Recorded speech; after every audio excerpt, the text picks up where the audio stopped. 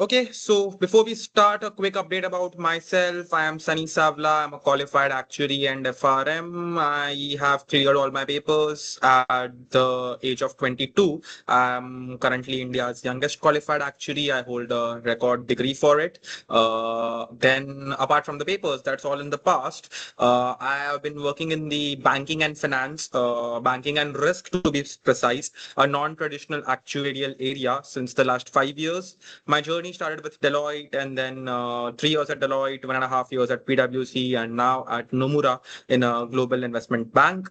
Majorly, it's on the model development and model validation side, where we look at market risk models, derivative pricing models, your value at risk models, then expected shortfall, different regulatory models. So developing them from scratch, let's say in Excel or Python, and then simultaneously, testing them again and again to see whether you are able to generate a required output or not, developing codes for it, automating those things out. So all of these areas is where I work with currently, and even that is majorly my experience that has been in the past. I've also done FRM, which complements this, banking role, but definitely a lot more actuarial knowledge is useful, lot more statistics and mathematics, and lot more things around, time series, around your Hull-White models, around your stochastic processes, very widely used in, and Monte Carlo simulations, very widely used, in multiple areas.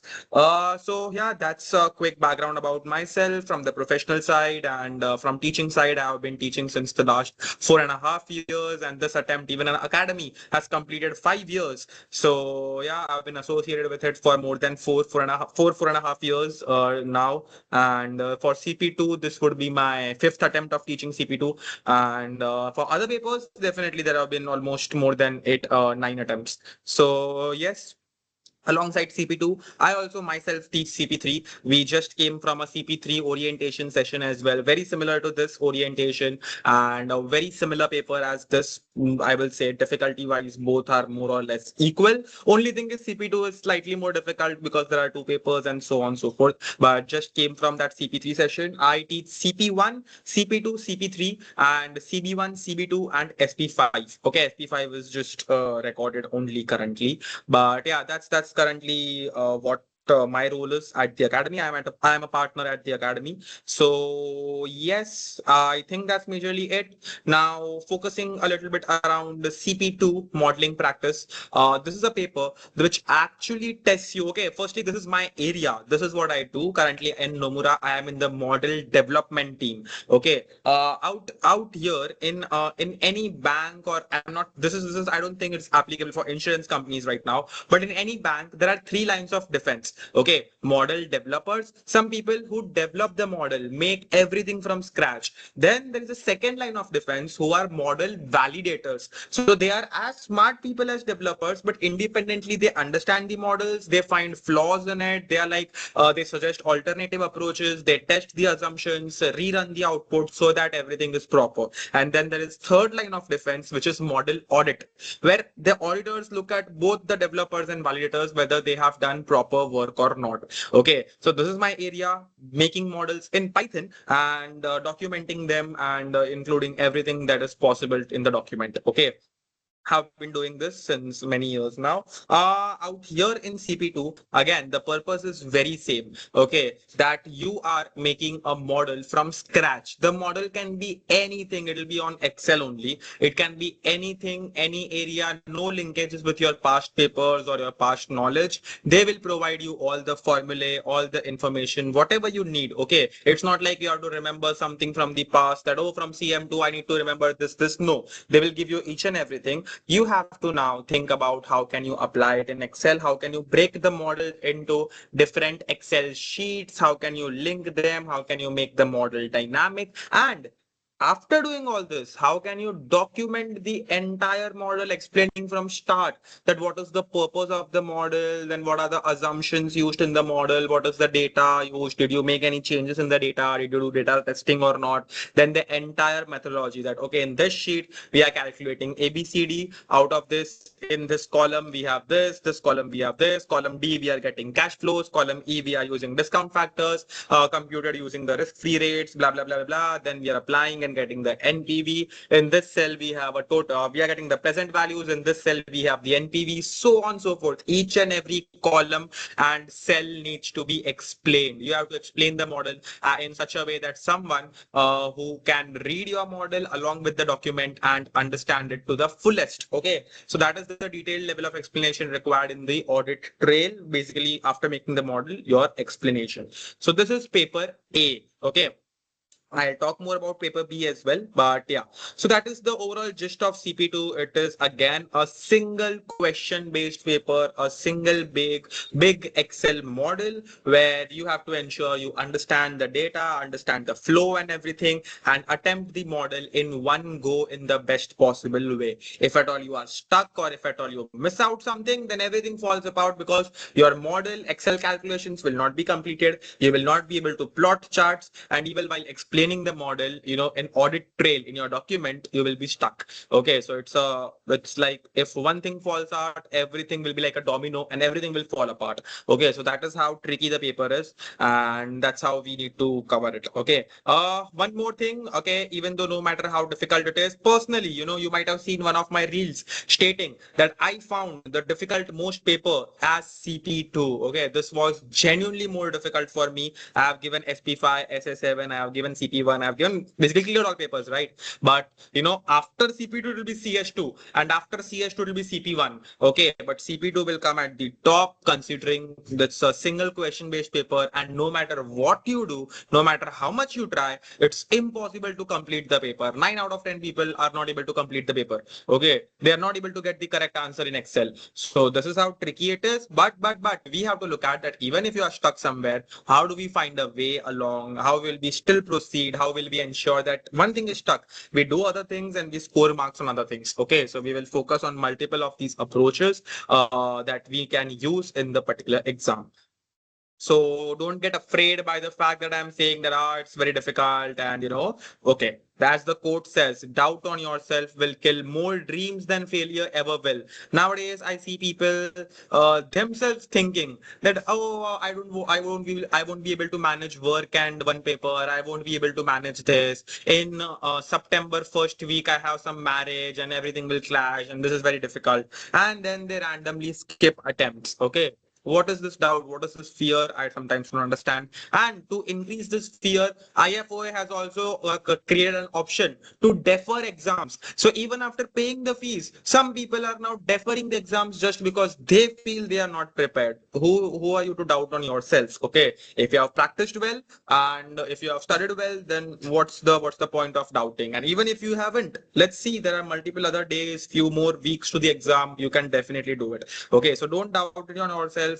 Don't overthink around your results when they come, and don't feel stressed that how will I manage two papers and things. There are people who are managing it. There are people who have given it. So think that multiple people are doing it. Why am I not able to do it? And I should also be doing it. That should be your motivation. Okay. Quick look at the exam format first. So out here, there'll be two papers, paper A and B. Paper A, and both will be 3 hours 20 minutes. One important thing is that the weightage out here is 50% each. Okay, it's a simple average. So in paper A, you get 60 marks. In paper B, you get 70 marks. So the weighted average will be 65. Weighted average basically means simple average. Okay, not weighted average. Equal weights, which means a weighted average is your simple average. Okay, so simple average between both the papers, no 70-30 logic out here.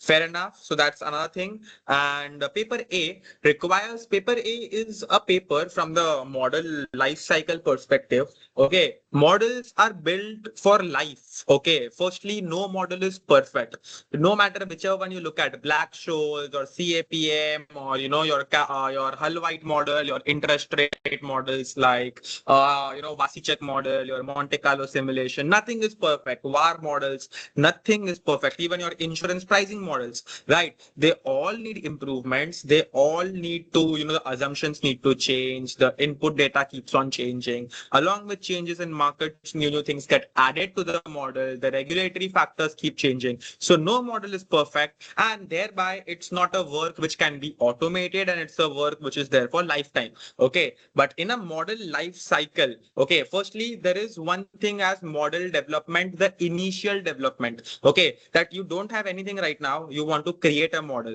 So paper A tests you for that, where you have a particular problem, and for that problem you are solving it using an Excel model which you are creating for the first time. So you are making the entire Excel, and then alongside the Excel you are drafting each and everything in an audit trail, which means the explanation of the model, each and everything, that okay, this calculation has been performed here, in this cell we have done a goal seek, here are the assumptions listed, they are linked to there, whatever it is, definitely there's proper format and proper grammar in which we write. I'll share it with you. For now I am just speaking as an example. So you have to write entire Excel model, you have to write it down in Word and explain each and everything, because it's a model which has been made for the first time.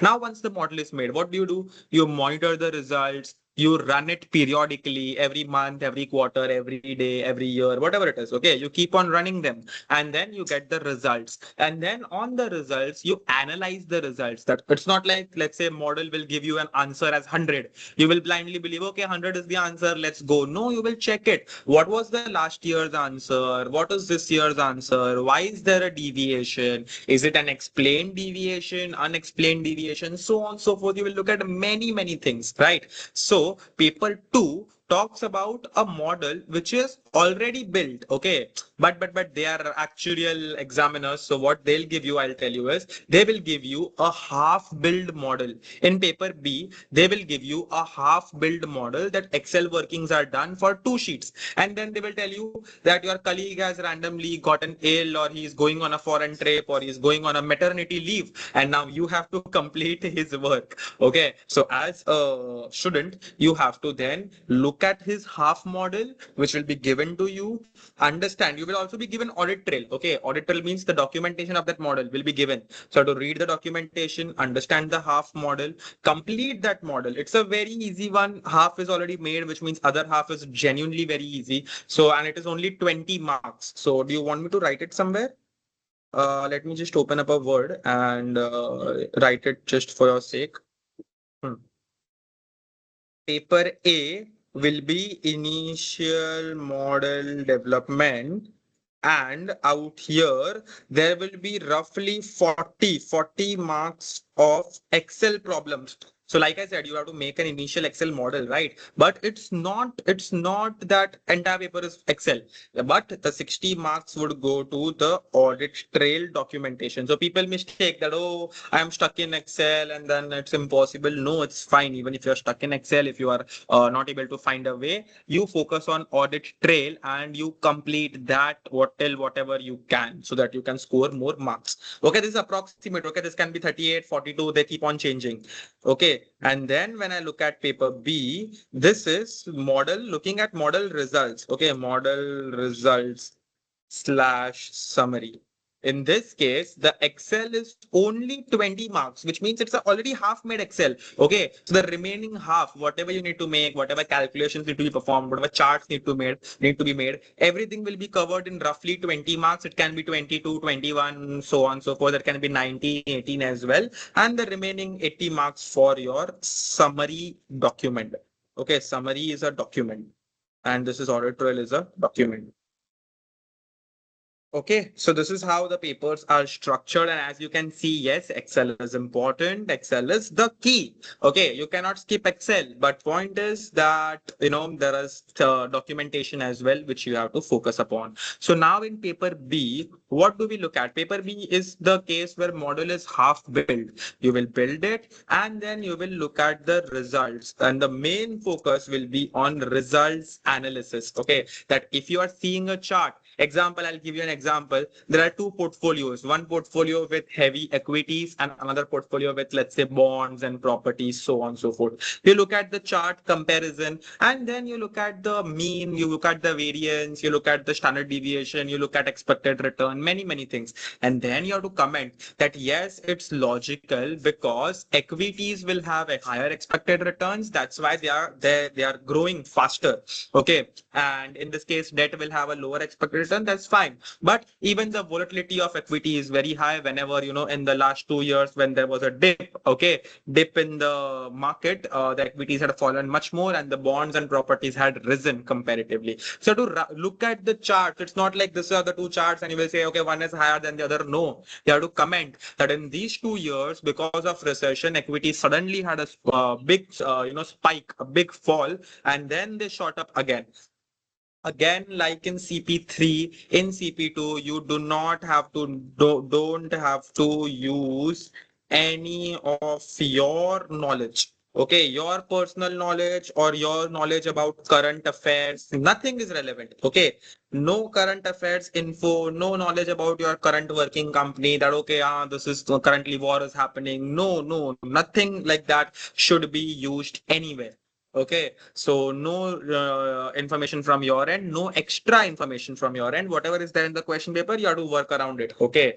So if the question paper talks about, let's say, revenue, cost, and profits, you don't have to say that, oh, costs have risen because of inflation. No. If only they mention it in the question, you have to use it. Fair enough. So you have to focus on a lot more around result analysis. You have to focus a lot more around conclusion. But after this model, what should be the decision that you take? What decision? Okay, this is a very big thing. And then in the model, you have to focus on next steps. That, okay, we made this model, but next maybe we can incorporate out here, maybe we can incorporate rather than flat interest rate of 7%, maybe we can incorporate stochastic interest rates. Currently, we are assuming zero taxes and transaction costs. Let's just put taxes on all of our income and make the model a little bit more accurate. Okay. Similarly, currently we are looking at only this business segment. Let's expand this model to include another business segment as well. So there are so many such next steps, more than 25 such steps. Okay, that you need to write on because this is more than 20 marks. This next steps is close to 17 marks. Okay, so this results section is close to 20 marks. So you have to look at the charts, you have to analyze their pattern and accordingly comment realistically that not just one is higher than the other. Why is it higher? How is it behaving? The reasons for the difference, the reasons for the variance. And this is looking at the data, looking at the model. You should be smart enough to actually find it, but that's how, it should be done. So this is what, is the info about paper A and B. You have any questions on this specifically, if at all?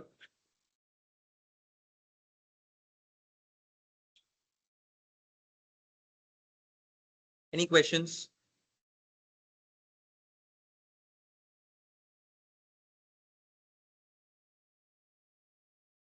Okay. Moving back to the PPT. So as you see, paper A, making Excel from the scratch, blank Excel. You have to make entire model out of it and you have to write everything. Paper A, slightly more difficult because of making complete Excel from your end. Paper B, you have the Excel. So paper B, getting stuck in Excel is rare. Everyone is able to complete the Excel and answers also match. Okay, so paper B, Excel is easy, and if Excel is easy, then documentation, if you work very hard, even that is also manageable. Paper A, slightly easy, slightly tougher. So objectives: prepare, summarize data, do data analysis, EDA, which is, remove outliers, remove missing values, so on and so forth. Then there is visualization of data, then construct a model to solve a realistic problem, then document the model, analyze methods used and output generated, look at what can be the assumptions of the model, write more than 10 to 15 assumptions that we are assuming that there is no business interruption. The business is going as per fine, there are no issues. We are assuming a constant inflation, that the prices of these raw materials are not increasing, so on and so forth. Many assumptions. Okay, we will look at in our lectures, specific lectures around each and every part of the audit trail. Okay, let's say we have to write the intro of the audit trail. So how you can structure the intro, what all things should be included. We will have separate lectures for the same. And even for assumptions, I'll give you more than 30-35 assumptions, which can be commonly used. Let's say no taxes, transaction cost. You would have seen that assumption in CAPM, in Black-Scholes, in value at risk, in so many models in CM2. Example. Okay. So example, what if your current model that comes in the exam also does not have taxes? Taxes are there everywhere. So that is an assumption which you can simply add. Then constant interest rates, constant inflation, common assumptions. These are 2-3 very common. No business interruption. So we will look at such 30-35 common assumptions. Not like all will be applicable everywhere. Whichever one are applicable, you can easily mention 5-6 of them, and then 5-6 are should be very relevant to the question. Okay, depending on the question, you can write 5-6 specific to the question, and such another 5-6 which are very common, generic, etc. So that's how even assumptions will be done. In paper 2, as I said, half-baked model, and then you have to write summary report of it. So yeah, apply and interpret the results and then communicate the results. Basically, they also meant, there's also a focus around your writing skills out here. Fair enough. So, see, from the group, do we have any person who is, let's say, not working currently or who does not have any internship experience or anything? Anyone? Quick raise of hands. Okay. So see, there might be a slight, okay, Kushi. Okay, see, there might be this doubt that, okay, how will I be able to do it? Guys, trust me, the Excel out here that we are looking at is not complicated. Okay, the Excel, I'll give you an example of one of the papers that, this is an example. Okay, there is an airline company who is traveling from London to New York and New York back to London. That's it. There are only two routes. On a daily basis, there are two travels happening, so on and so forth.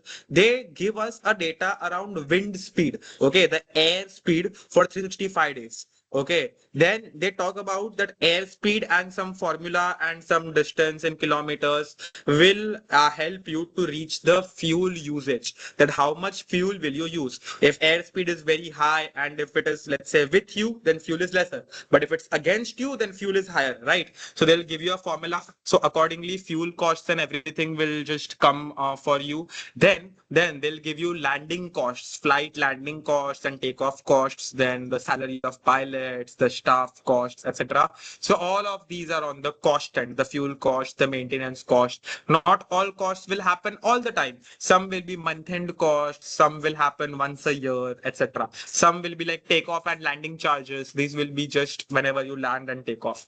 Okay. And some of these costs will rise with inflation. Okay. They will give you monthly inflation, or they will, out of the 365 days, they will give you monthly inflation. That every month, prices are increasing by 0.5% or 1% or so on and so forth. Right. So you have to look at, and you have daily data. You have data for 365 days, daily data. So you have to look at that after 30 days, I need to apply the inflation. One more, let's say 1.01.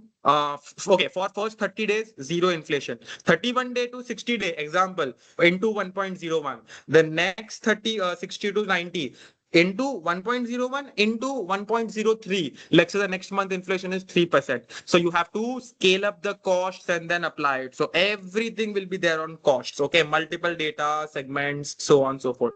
Then we focus on revenue. So they will say that the current seat system is all economical seats. Okay, all economic class, and the prices of these seats are, they will give you a flat price, but they will also tell you that in these months specifically, let's say example in October, December, March, example, there are peak seasons where tickets rise by 20%. Okay, so that's now tricky. Then the tickets will rise by 20%. They will also give you a probability distribution around the occupancy, which means not every time the entire number of seats are full. So they will give you probability distribution on occupancy. They will give you the seats, and what else did I say?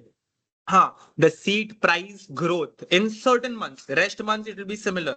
Okay, so that also they will give you, and yeah, that's it. That's it. Then they will ask you to compute the profitability of the airline. So now, do you think do you need any knowledge, any CM2, CS2, CS1 knowledge out here? No, it's just that reading the question, understanding everything, and applying.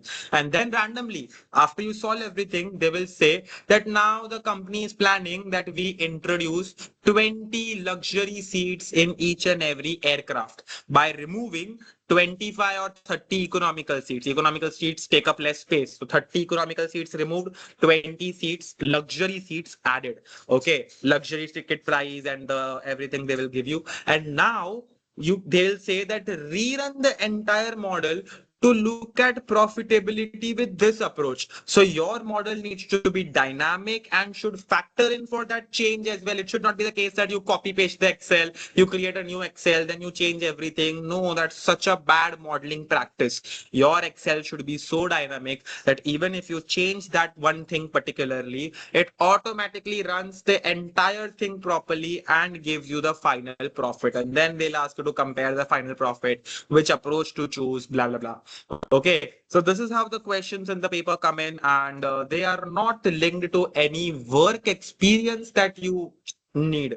Okay, only thing is I'll say that making and developing Excel when you are working in a company, every company has, Excel templates, a format in which they need Excels in, the format in which they need their dashboards in. Okay, so people automatically, write, make good Excels, put good comments, proper table headers. They make it neat. They make it, visually attractive. This is what people who are not working need to learn and ensure that your modeling practices are very good. Okay, so that is one thing. And another thing is documentation. Some people who are working, not all people document, okay, but some people also have documentation experience. Does not mean you cannot draft at the end, it's just English documentation. Okay, so that's the only thing which people with experience will have a benefit, is that they already would have seen some very good quality Excels in their workplace. They would know that how do I need to make it more visually appealing, make it more beautiful,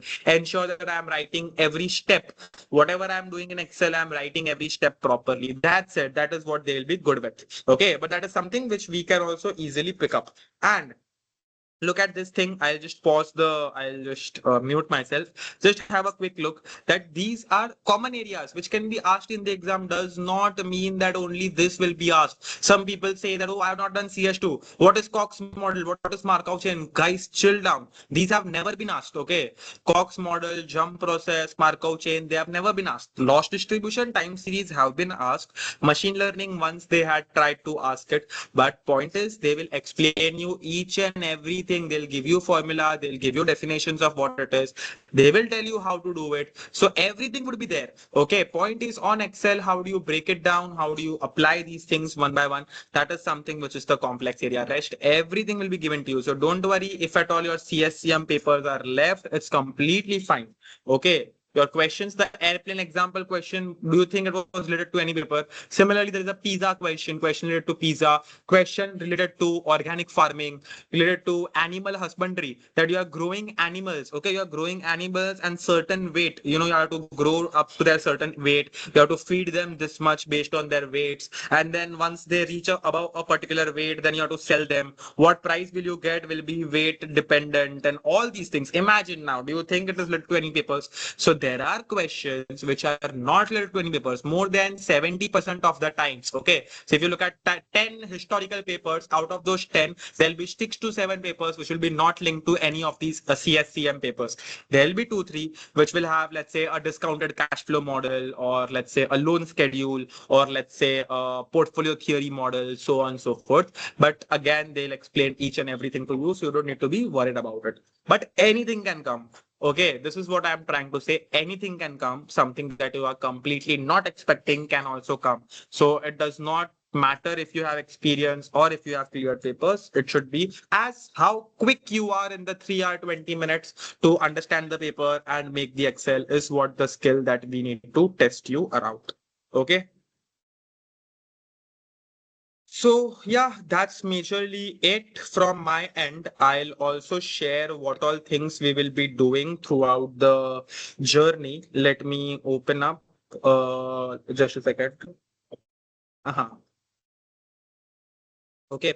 So throughout this CP2 journey, we will have multiple live lectures focusing around the template of the audit trail. As you can see that I'll give you such template. I'll give you comments and examples of what do you need to write, how do you need to write. These blue things are something that should be written no matter what. Okay, no matter which paper it is, you can write these things. No matter which paper it is, you can write this thing. And how much time do you need to spend for each and everything? It's a very time bound paper and it's impossible. I'll say it's impossible to complete the paper. Okay.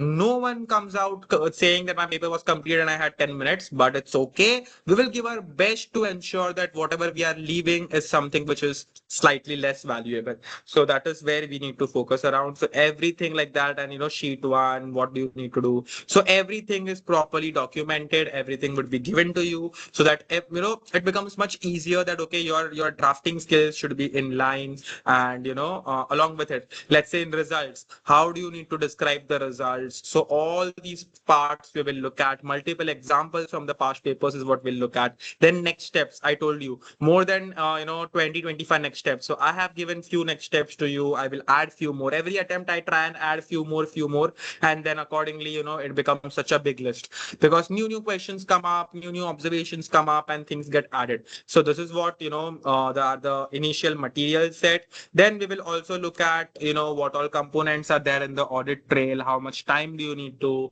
attempt to it, etc., etc. So these lectures are only focusing around the documentation side. We will have lectures around Excel tips and tricks. We will look at multiple functions like index match, slightly complicated index match combination. When should we apply that? We will look at VLOOKUP. HLOOKUP is very simple to you. We will look at array functions like frequency functions, unique. There is a name a function named unique, function named frequency. We will look at these tables. We will look at things like how do we perform chi-square test in Excel, so on and so forth. If you are doing goal seek in Excel, how do you document it? So initially there'll be lectures on Excel tips and tricks. Then there'll be a lecture on Excel good modeling practices. Okay, so what all ways in which you can ensure there are 7 marks for good modeling practices. So you should takes around. We will have lectures around how to create good charts. Okay, so multiple of these things will be there over the course, and by the time it is, I would say,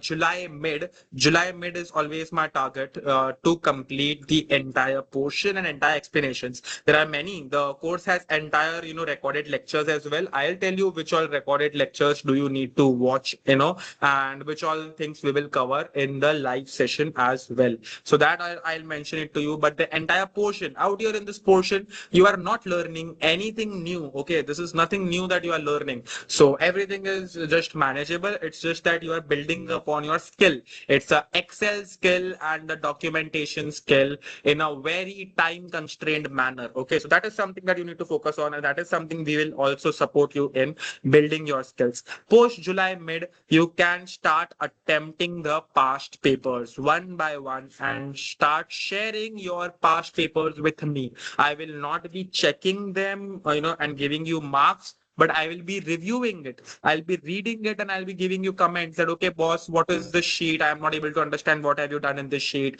It is not very well described. Your introduction is not good. You have only written 5 assumptions. You could have written 10 more. I'll give you multiple comments around the structure of your document. Document is very important. Okay, as I said, audit trail is 60 marks and summary is 80 marks. So 140 marks out of 200 is what is all around documentation. So you can share your documents with me when you are writing the paper in exam format, and I'll give you comments on where all you can improve. How, if at all, there is a chart and you explain 2 points around result, I'll tell you that, oh, you missed explaining this. You should have taken this angle while explaining the results. You should have included these diplomatic points in the conclusion. I'll give you these comments. So over from July end to August to September, you should write more than 10 attempt papers, which means 20 papers. Okay, papers from 10 attempts, which means 5 years of past papers. 2025, 4, 3, 2, 1. That's it. And 26 April, definitely. Okay. So 5 attempts, basically 10, 5 attempts. So 10 exams and 20 papers, A and B papers. Along with it, there will be 3 mock tests, which will be conducted as well. So 3 mock tests, 6 more papers. Okay. So bare minimum, I expect everyone to reach to 20. It's fine. Someone can speak 2021, you can skip it. That's fine. If at all you're working and you have less time, it's fine. You can skip 2021 or maybe 22 as well. 23, 24, 25, 6 attempts and 12 papers plus the 26 one. So 14 papers. You can start from 22. 22 to 26, which are 14 papers, and 3 of my mock tests, which means another 6 papers. You can total it to 20. Because every paper there'll be a new question, a new area, and it will just trouble you the same way. So the more the practice that you do, and that's why it's CP, core practice, right? The more the practice you do, the more you improve. And there is not much material. The course notes I'll share across, once your fees payment and registration is done. The fees for this is 10,000. Once your fees, that's why the fees is also relatively lesser, because the course notes are only 250, 300 pages. Okay. There is not much to learn out here. In the lectures as well, I'll be speaking and you will be just sitting, because it's not a discussion lecture that we have for CP1 or any other papers, right? So it's a relatively shorter paper in terms of materials, in terms of learning, it is very low, but in terms of practice, it is a very high paper. Okay. You need a lot of practice for it. Every question is a new question, and one question is as good as 100 marks. So if you don't know something, everything goes for a toss. Okay. So more focus needs to be made on our practice as such. So that would be the plan, and you keep sharing with me the papers, and I'll keep reviewing it over the next, few months, August, September. You will see that you are improving yourself in time restrictions, in writing the audit trail. You will see a good improvement. So that is the overall plan, and yeah, that is what we will follow. Any questions? Anything around the same?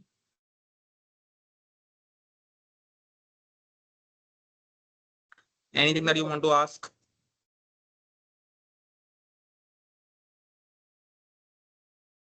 Okay. And I need to decide the timings of the lecture as well. So what would you suggest should be the timings? Can we keep it on Saturday morning? I think Ria, right? Ria, it won't be possible for you Saturday morning, right? Yeah, not Saturday morning. Okay, so can we keep it from 2:30 to 4:30 in the afternoon Saturday? Yes, that works. Everyone? 2:30 to 4:35, whatever. Sir, Saturday afternoon, CM2 lectures are there. Okay, that will be a clash. Okay. Mm, okay. What about Saturday after 5 o'clock, 5 to 7?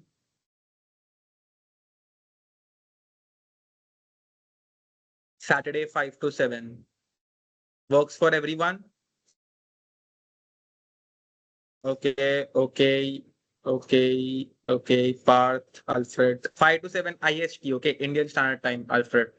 So yeah, I think then that seems like a good plan. I'll still check out once and I'll accordingly put the timings. So we won't have so many live lectures, like I said. In the next 1.5 months, we will try to wrap up everything. The portion is not big enough.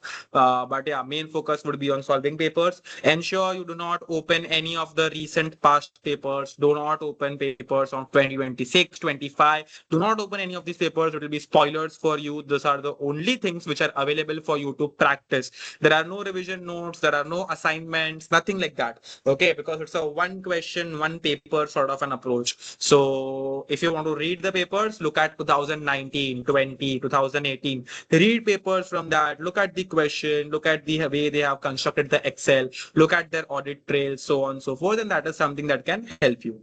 Okay.